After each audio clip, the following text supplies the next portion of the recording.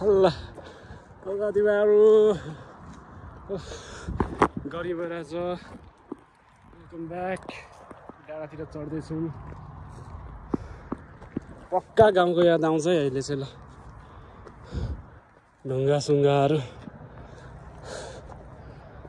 फेरि पनि डाँडातिर लागिँदैछ आइतबार छुट्टीले लाग्यो फेरि पनि गाइस बार्सी युनिभर्सिटी तल दामी देख्यो दाइको फर्स्ट टाइम होइन यता ल सही हो जोडिरहेछ हामीसँग हिँड्नु दादा यता आज चाहिँ छिटो सुत्नुहुन्छ त्यो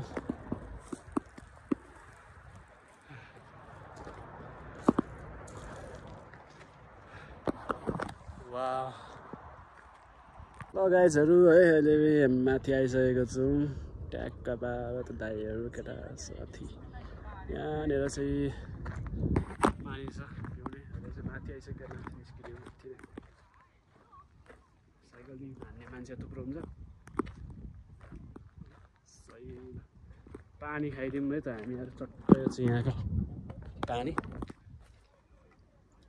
चिसो रहेछ दामी मजाको फेरि आज 3 पटकमा आइयो अरे यो डाँडा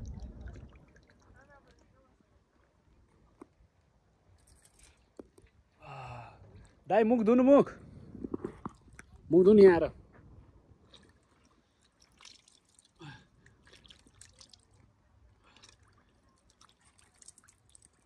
फ्रेस भयो है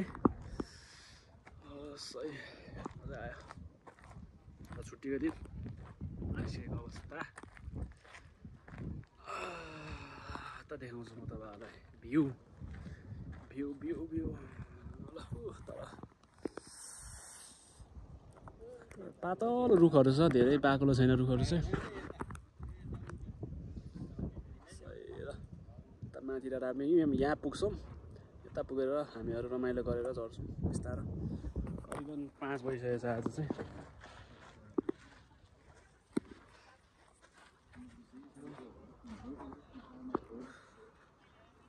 कस्तो दामी धुपी चल्दा हेर्नु न कहाँ फुलेको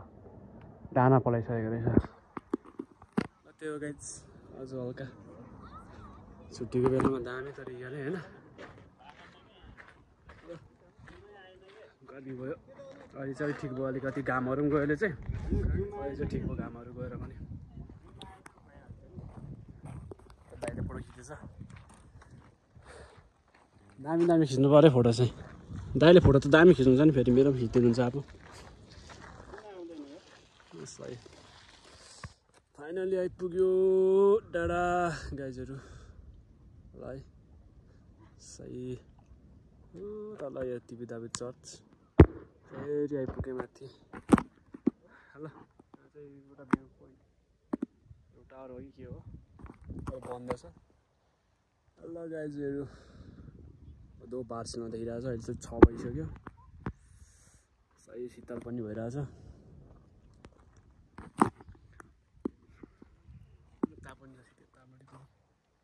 पुरै देखिरहेछ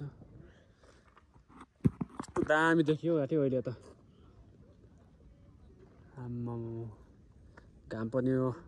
अस्तायो हजुर नेट चल्दैन नि यहाँ नेट चल्दैन अब हामी जताबाट झरेर सट्ट झर्छौँ त्यही हो गाइज रमाइलो भयो आजको दिन पनि ह्याप्पी सन्डे